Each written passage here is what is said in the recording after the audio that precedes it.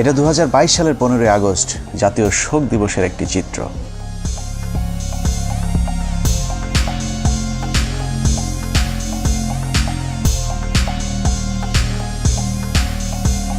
শোকে মুহ্যমান জাতির শোককে শক্তিতে রূপান্তর করে তার প্রদর্শনও দেখিয়েছে বিভিন্ন জায়গায়। খিচুড়ি নিয়ে মারামারি সহ 15 আগস্ট উপলক্ষে তোলা চাঁদাবাজির টাকা নিয়েও কামড়াকামড়ি করেছে শেখ মুজিবের আদর্শিক পুতরেরা।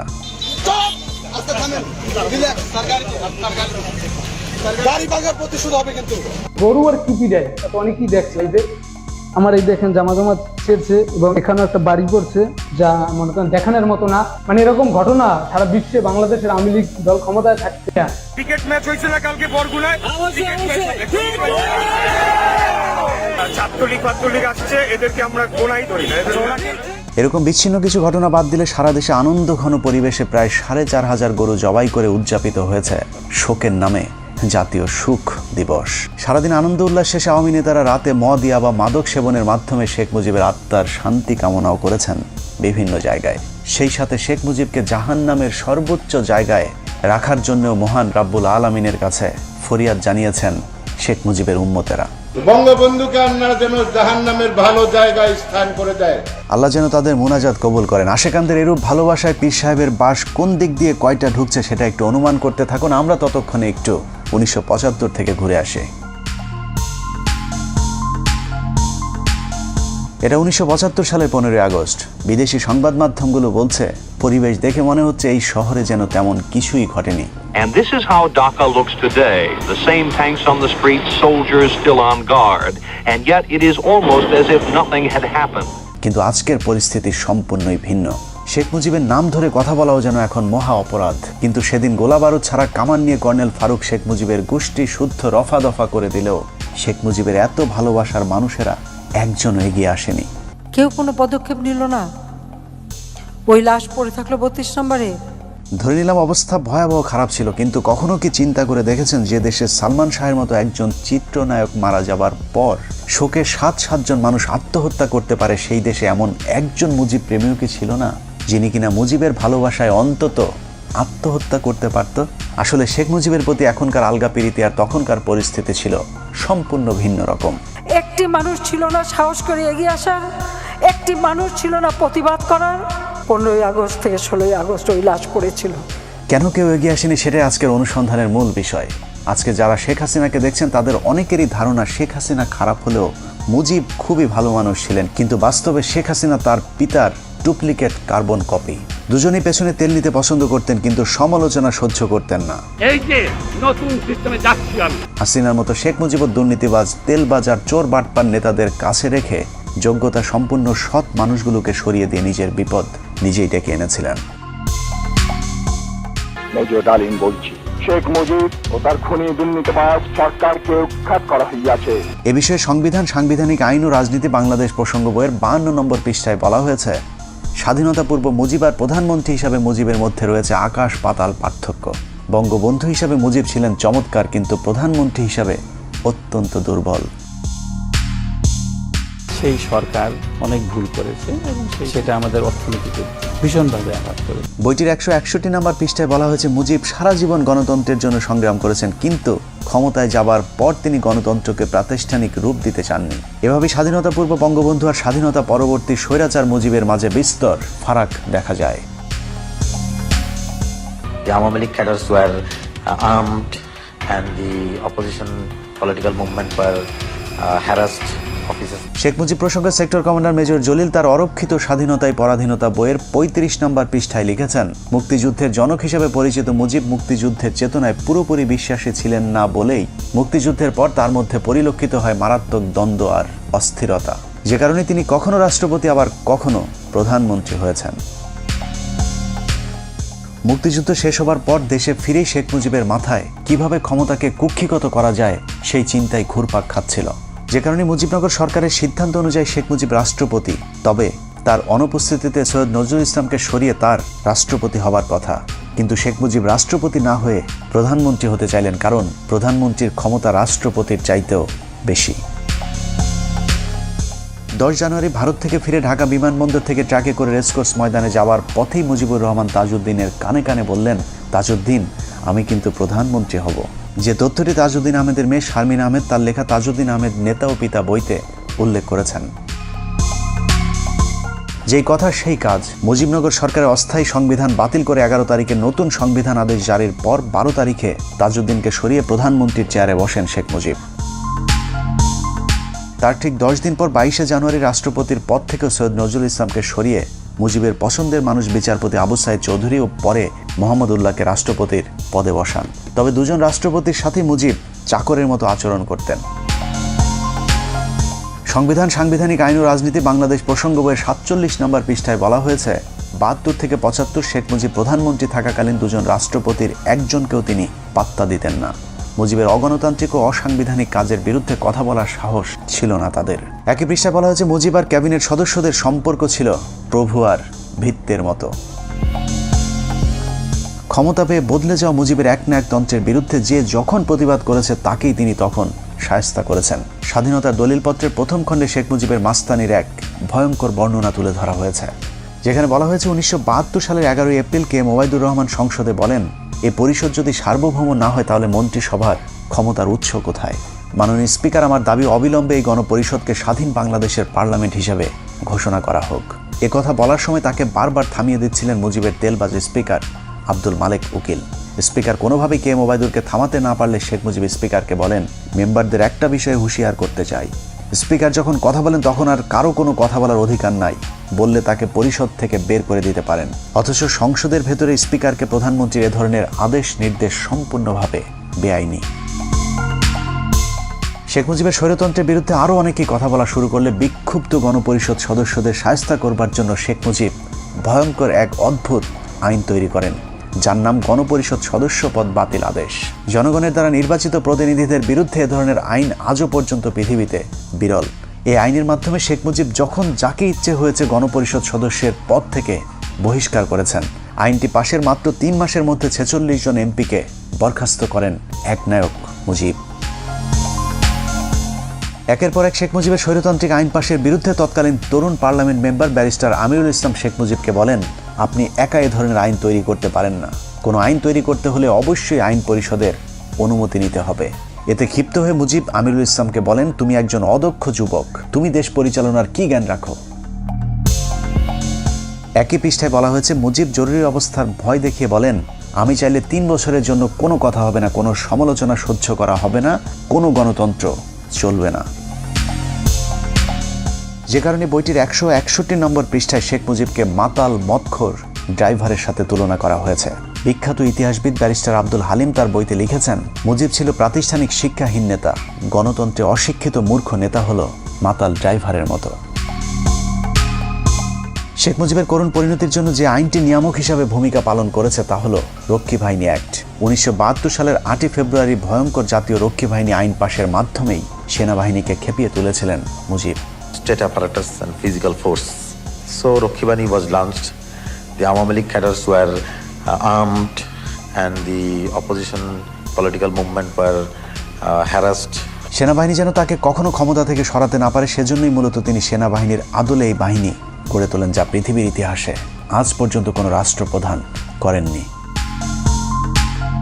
এ প্রসঙ্গে শেখ মুজিবের রাজনৈতিক সহচর মিজানুর রহমান চৌধুরী লিখেছেন, রক্ষী বাহিনীর তত্ত্বাবধানের দায়িত্ব ছিল শেখ মুজিবের রাজনৈতিক সচিব তোফায়েলের উপর, যে কারণে রক্ষী বাহিনীর পোশাক সহ যে কোনো সুযোগ সুবিধা খুব দ্রুত শেখ মুজিবের কাছ থেকে অনুমোদন করানো যেত। কিন্তু সেনাবাহিনীর ক্ষেত্রে তা ছিল সীমিত। সামরিক বাহিনীর প্যাটার্নে রক্ষী বাহিনী গঠন হলেও তাদের কর্তব্য পালনে কিংবা ক্ষমতা প্রয়োগের উৎস হিসেবে সংসদের কোনো আইন ছিল না। এক পর্যায়ে রক্ষী বাহিনীকে আইন শৃঙ্খলা রক্ষায় পুলিশের মতো দায়িত্ব দেওয়া হয়, বিশেষ করে জাসদ কিংবা চীনপন্থীদের অর্থাৎ ভারত বিরোধীদের দমন করার জন্য নামানো হয়। কিন্তু এ কাজে গিয়ে তারা যে বাড়াবাড়ি করে তাতে জনগণের কাছে আতঙ্কের এক মূর্ত প্রতীক হয়ে দাঁড়িয়েছিল রক্ষী বাহিনী। পাশাপাশি সেনাবাহিনীরও হিংসার পাত্র হয়ে দাঁড়ায়। কেউ কেউ এমন কথাও বলেছে যে এর চেয়ে পাকিস্তান আমলই তো ভালো ছিল।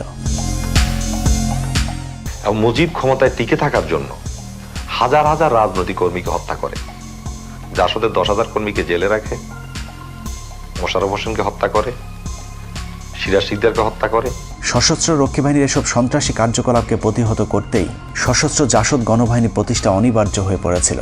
শতভাগ মুক্তিযোদ্ধাদেরকে নিয়ে গঠিত রক্ষী বাহিনীর অত্যাচারের কারণে ওই সময় ব্যাপক জনপ্রিয় হয়েছিল শতভাগ মুক্তিযোদ্ধাদের নিয়ে গঠিত দল জাসদ, যার ফলে 1973 সালে নির্বাচনে আওয়ামী লীগের প্রধান প্রতিদ্বন্দ্বী হয়ে দাঁড়ায় জাসদ নামক নতুন ওই রাজনৈতিক দলটি। মানুষের সিভিল রাইট এবং মানুষের ফান্ডামেন্টাল রাইটস এগুলি কাঠিল করে দিয়ে মুজিব ক্ষমতা থাকার চেষ্টা করে। শেখ মুজিবের দুঃশাসন আর সন্ত্রাসী রক্ষী বাহিনী নির্যাতনে অতিষ্ঠ হয়ে 1973 সালে নির্বাচনে জাসদকেই ভোট দিয়েছিল মানুষ, কিন্তু শেখ মুজিব স্বাধীন বাংলাদেশের প্রথম নির্বাচনে ভোট ডাকাতি করে জাসদের জয় ছিনিয়ে নেয়।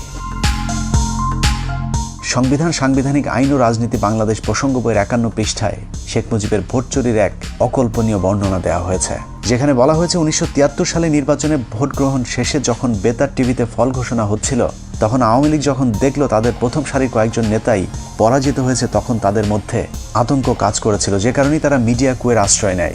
কেন্দ্রীয় প্রচার কমিটিকে বাদ দিয়ে গণভবনের কন্ট্রোল রুমে ফলাফল প্রচারের দায়িত্ব নিয়ে ভোট গণনা বন্ধ করে দেওয়া হয়।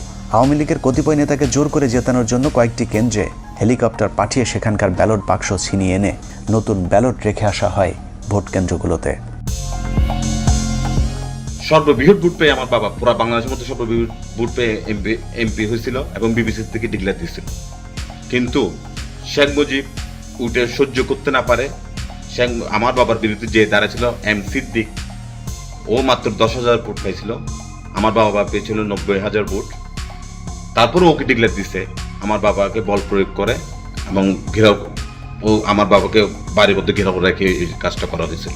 ভোট ডাকাতির মতো 1973 সালে নির্বাচনে শেখ মুজিবই প্রথম বিরোধী প্রার্থীকে গুম করার নজিরও স্থাপন করেন। 73 নির্বাচনে শেখ মুজিব 4টি আসনে মনোনয়ন জমা দেন। এর মধ্যে ভোলার জাসদ নেতা ডাক্তার আজহারউদ্দিন ছিলেন শেখ মুজিবের শক্তিশালী প্রতিদ্বন্দ্বী, যে কারণে মুজিব তাকে মনোনয়নপত্র জমার দিনই অপহরণ করে ওই আসনে বিনা প্রতিদ্বন্দ্বিতায় জয়লাভ করেন। ওই সময় গণকণ্ঠ পত্রিকাটি ব্যাপক জনপ্রিয় এবং সরকারের সমালোচক ছিল, যে কারণে পত্রিকাটির নির্বাহী সম্পাদক আফতাব উদ্দিনকে জোর করে গাড়িতে তুলে চোখ বেঁধে নিয়ে যায়। তাদের বিরুদ্ধে কোনো কথা পত্রিকায় লেখা যাবে না শর্তে রাত 9টার দিকে তাকে ছেড়ে দেওয়া হয়, যে তথ্যটি জাসদের উত্থান পতন অস্থির সময় রাজনীতি বইয়ের 98 পৃষ্ঠায় উল্লেখ করা হয়েছে। জাতীয় নির্বাচনের মতো সব নির্বাচনেই ভোট চুরিতে জড়িত ছিল মুজিব ও তার পরিবার।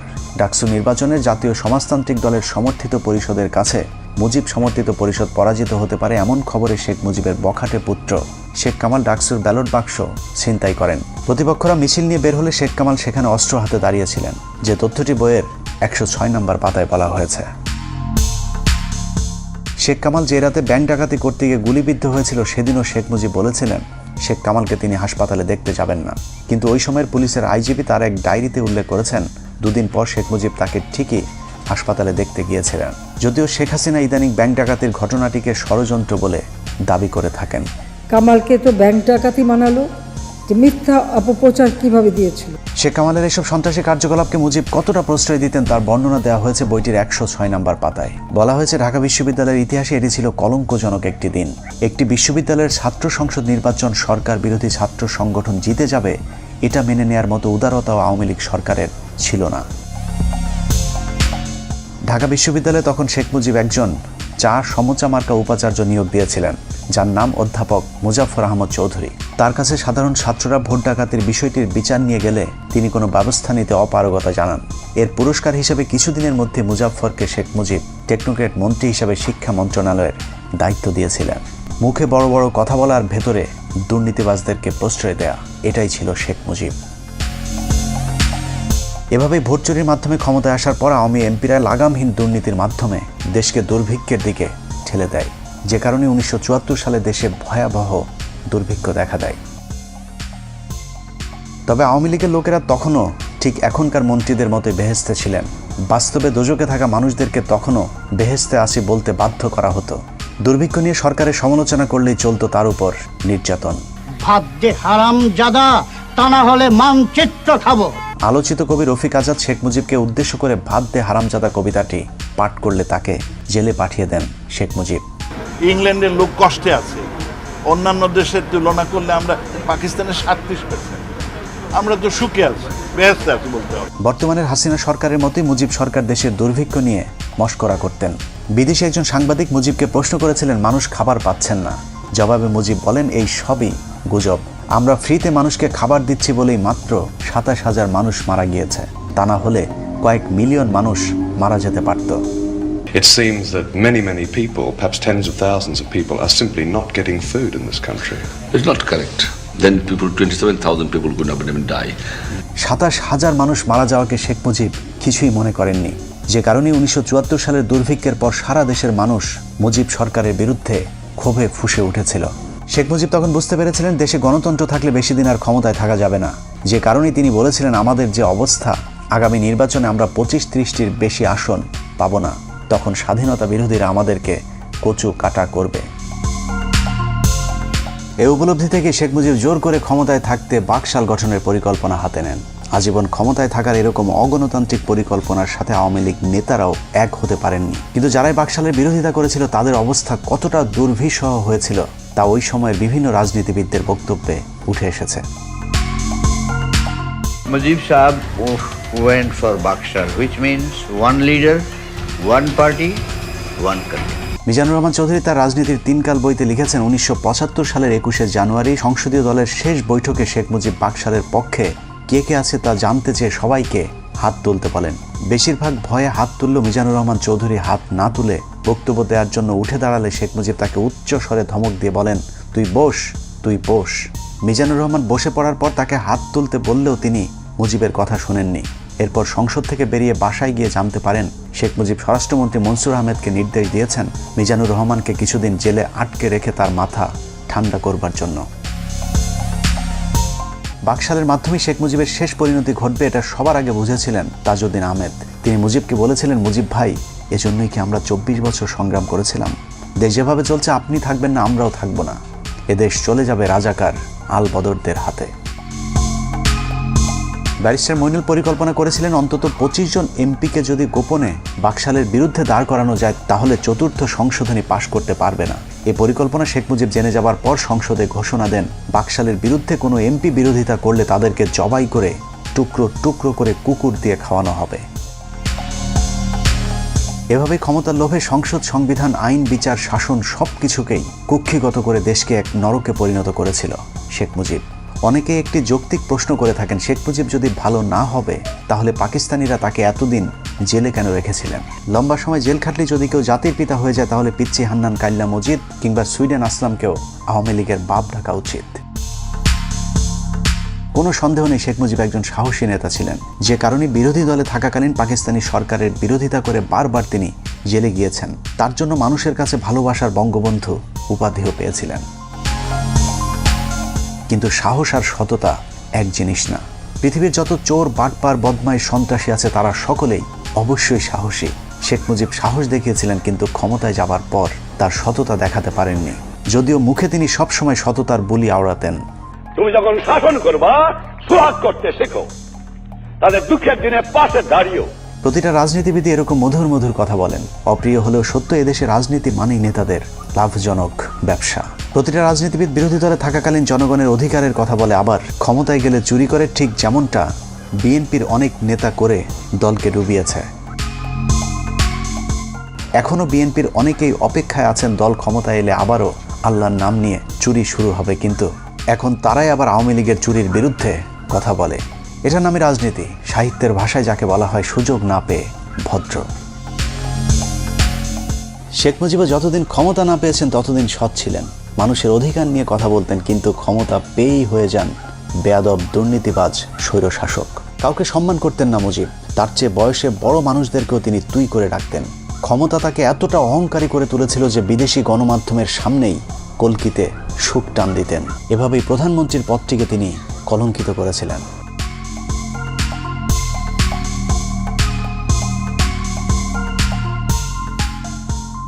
এসব কারণে মুজিবের মৃত্যুতে কেউ এগিয়ে আসেনি। সারা দেশের মানুষ মিষ্টি বিতরণ করে খেয়েছিল। ঢাকা শহরের কোনো দোকানে সেদিন মিষ্টি খুঁজে পাওয়া যায়নি। একটি মানুষ ছিল না প্রতিবাদ করার? কেন করতে পারেনি? এত বড় সংগঠন, এত সমর্থক, এত লোক, কেউ তো একটা কথা বলার সাহস পায়নি। খোদ আওয়ামী নেতারাও তার লাশ দেখতে যাননি। এতদিন মুজিবের চামচামো করা স্পিকার আব্দুল মালেক উকিল বলেছিলেন জাতি ফেরাউনের কবল থেকে মুক্তি পেল। মুজিবের কাছের সহচর আতাউর রহমান খান 15 আগস্টকে নাজাত দিবস ঘোষণা করেছিলেন। শেখ মুজিবুর রহমানের বিরুদ্ধে যা করছে, তাকে যারা খুন করলো, মাওলা দয়া করিয়া শেখ মুজিবুরের খুনিদেরকে জান্নাতের বাগান বানাই দাও। 1975 সালে বাঙালি ফেরাউনের হাত থেকে নাজাত পেয়েছিল, আর 2022 সালে নমরুদের মায়ের হাত থেকে নাজাত চাই। আল্লাহ হাফেজ।